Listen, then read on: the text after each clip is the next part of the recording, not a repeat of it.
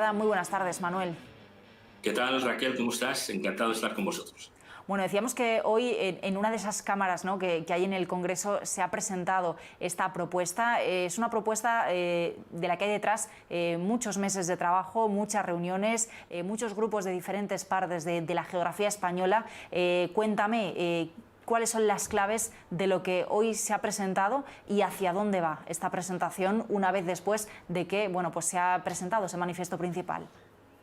Bueno, yo estoy en condiciones, porque he sido simplemente un invitado y agradezco enormemente que me invitaran a la cuestión, estoy en condiciones de decir sinceramente que han hecho un trabajo espléndido, que las personas que han intervenido, que han sido unas 10 o 12, en primer lugar el diputado de Teruel Existe, Tomás Guitarte, pero también los responsables de cada una de las comisiones de trabajo, los de sanidad, los de infraestructuras, digitalización, etcétera, han dado, digamos, una muestra muy solvente. Probablemente todos o viven en la España vaciada o proceden de ella, porque al fin y al cabo, pues todas esas plataformas, Teruel Existe, Soria Ya, León Ruge, etcétera, etcétera, están muy comprometidas con el desarrollo del territorio, de un territorio que debieron abandonar estas personas y hoy son profesionales probablemente en las ciudades. Pero hay mucho talento ahí, mucho talento profesional.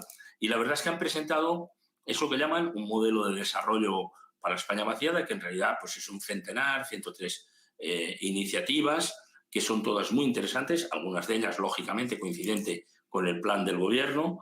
Y, sinceramente, Raquel, yo he salido satisfecho de la reunión y con mucha esperanza en que por fin parece que se encarrilan las cosas y dejaremos de tener esa dicotomía entre la España urbana y la España rural.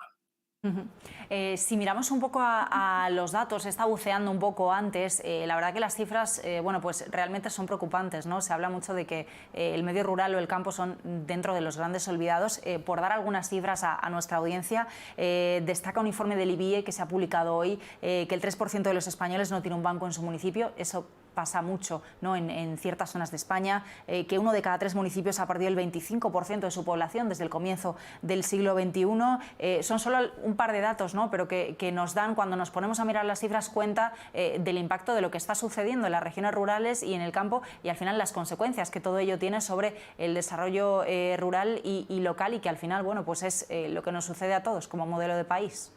Esas cifras son perfectamente claras, son certeras, pero fíjate que no solamente es el problema de la España rural, lo es también de la España urbana, porque el 80% de los españoles vivimos en solo el 15% del territorio.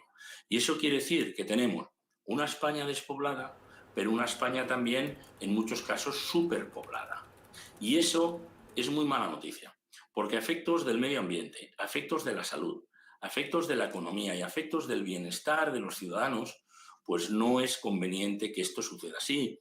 España es un país con muchas desigualdades, lo es en el plano económico, y la crisis y después el COVID nos ha profundizado todavía más en esa brecha, lo es también en el plano del género y desigualdades de género, como todos sabemos, pero hay una desigualdad territorial realmente muy preocupante. Y esa es muy mala noticia, y tanto el Fondo Monetario Internacional como la Unión Europea, como todos los organismos, nos están advirtiendo de que hay que resolver todo tipo de brechas y resolver todas esas desigualdades. Y la que estamos hoy tratando aquí en esta conversación, desde luego, es una de ellas, y desde luego lo es de forma peligrosa. Dentro de estas propuestas, ¿no?, que se han presentado, son más de 100 propuestas, está dividido en 8 secciones. Me llama, por ejemplo, la atención dentro de esa idea, ¿no?, de frenar la despoblación y de favorecer un mayor equilibrio, lo que se ha llamado o habéis llamado el plan 100-30-30, 100 megas simétricos de acceso a Internet, 30 kilómetros a una autovía, 30 minutos de desplazamiento a servicios básicos. ¿Por qué medidas así son importantes? Bueno, porque se considera, quizá es muy difícil alcanzarlas, porque estamos luchando, se luchó mucho tiempo por 30 megas o por 50 megas, el óptimo son 100, pero aunque no se llegara al óptimo en todas partes, ya es mucho. Estar a 30 minutos de un hospital es muy deseable. Depende de cómo sean las carreteras, pues a veces será más. Y en todo caso, estar a 30 kilómetros de una autovía, pues también, ¿no? Y de los servicios básicos, como decíamos. Bueno, yo creo que es un plan de máximos, pero es un objetivo al que le tenemos que poner números a todo esto. Porque lo que sí yo creo que está claro, Raquel, es que aquí ya terminó la política del lamento. Ya no basta con decir, bueno, los pueblos se van para abajo, etcétera, etcétera, como tantas otras cosas. No, hay que terminar con eso. Hay que decir propuestas para solucionarlo. Y del lamento hemos pasado al diagnóstico, tú misma dabas unos datos interesantes ahora, yo completo con otros, ya tenemos el diagnóstico claro y ahora lo que tenemos que hacer son soluciones.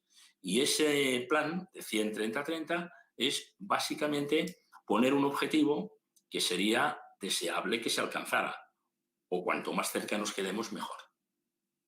¿Qué más medidas creéis que son las más acuciantes? Podríamos mirar también lo que sucede, por ejemplo, con el acceso a servicios sanitarios, a servicios financieros, a infraestructuras, telecomunicaciones.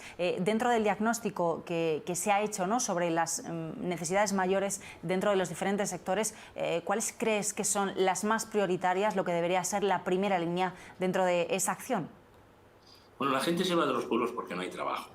Si hubiera trabajo se quedaría. Y del mismo modo que en la generación de nuestros padres, yo también soy hijo de la España despoblada, en la generación de nuestros padres se exportó a una mano de obra poco cualificada, en algunos casos sin cualificar, ahora se está exportando a personas que pueden hacer la universidad en Zamora, pongamos por caso, o en Huesca, o en cualquier otra capital, pero que luego sabe que al terminar el trabajo se tiene que marchar a Zaragoza, a Madrid, a Barcelona, a Valencia o al extranjero. Por lo tanto, lo primero es el trabajo.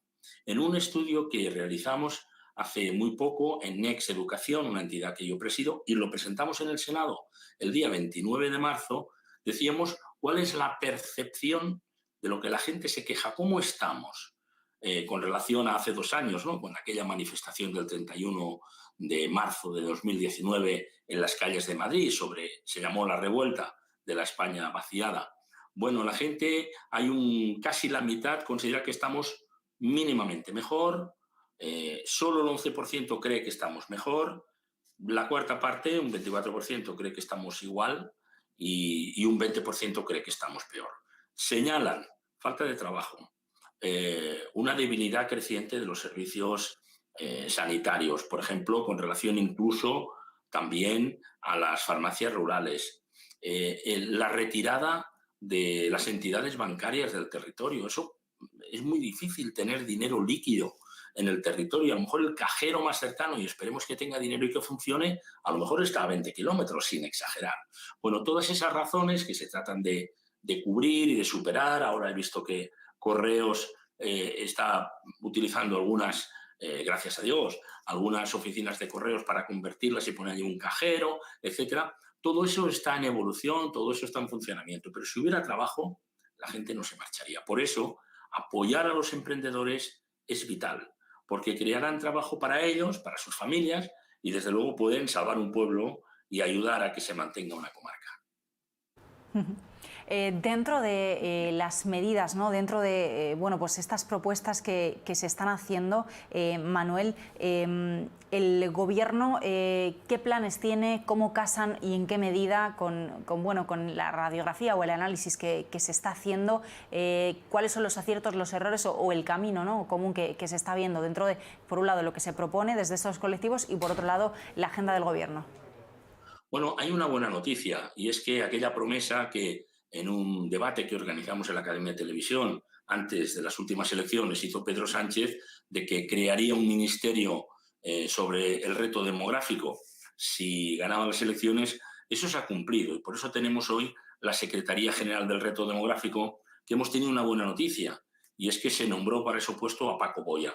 Paco Boya era el presidente de la Asociación de Pueblos de Montaña en España, que son entre la tercera parte y la mitad de los pueblos en España, por su altitud media, ¿no? Una persona que era el presidente, Paco Boya, de la comarca del Valle de Arán, es decir, que conocía muy bien el territorio. Es decir, hoy en el Gobierno hay un interlocutor. La España vaciada sabe a quién dirigirse, y esa es muy buena noticia. A partir de ahí no se ocultan, pues qué, y lo ha denunciado hoy el diputado Tomás Guitarte, y es verdad que hay algunos ministerios que no tienen esa mentalidad transversal, que dicen, bueno, yo hago lo mío, sea, pongamos por caso, fomento, agricultura o lo que sea. Y tiene que haber una visión general de lo que hay. Aquí hay un plan de 130 medidas que sacó el Gobierno, por suerte, con una dotación presupuestaria de 10.000 millones. El sábado pasado lo reiteró el presidente del Gobierno. Bueno, 10.000 millones no lo arreglan todo, pero bien aplicados, bien invertidos y sin que se queden solamente en una promesa, por decir, y en unos titulares de prensa, nos pueden conducir a una mejora sensible de la situación. Así que yo creo que habría que cruzar las propuestas, las 130 propuestas del Gobierno, las 103 que han hecho esta mañana estas 68 plataformas, 80 personas de 68 plataformas y que he tenido la inmensa suerte de asistir a su presentación, y creo que cruzando la buena intención de unos y otros y con ese presupuesto, pues podemos empezar a mejorar. Y sinceramente, Raquel, la situación es tan delicada, en algunos casos y en algunas comarcas es tan extrema, que una inyección inversora, que una iniciativa que sea eficaz puede empezar a cambiar la situación y a enviar el mensaje a la ciudadanía de que quien quiera optar por el mundo rural, quien quiera salir de las ciudades, porque con el COVID hay gente que prefiere vivir en el campo y a lo mejor ir un día a la ciudad por semana a resolver los asuntos en la oficina. Hay quien puede permitírselo, ¿no? O solo 2 días, etcétera. Bueno, todo eso creo o tenemos la esperanza de que nos puede llevar a una situación sensiblemente distinta, aunque cueste años arreglarla, pero sensiblemente distinta y cargada de esperanza en los próximos meses. Que hoy además se ha dado un paso adelante en esa regulación del teletrabajo, ¿no? Si todos estos elementos van confluyendo y efectivamente, bueno, pues se da un impulso a las zonas que no son solo las grandes ciudades donde estamos todos concentrados, como bien decías al principio, y bueno, pues puede haber esa elección, ¿no? Quien decida que prefiere vivir en una zona más tranquila, pero que sea por elección y no que haya esa obligación, ¿no? De movernos siempre hacia determinados destinos o ciudades. Y por cierto, también destacar ese plan que decías, los 10.000 millones del Gobierno que mencionabas, ese plan Pueblos con Futuro, ¿no? que ha llamado el Gobierno. Pues Manuel Campovidal, muchísimas gracias por acompañarme este ratito. Vamos a seguir de cerca todas esas propuestas y a seguir muy de cerca también a toda esa España de la que no queremos olvidarnos. Muy buenas tardes. Muchas gracias.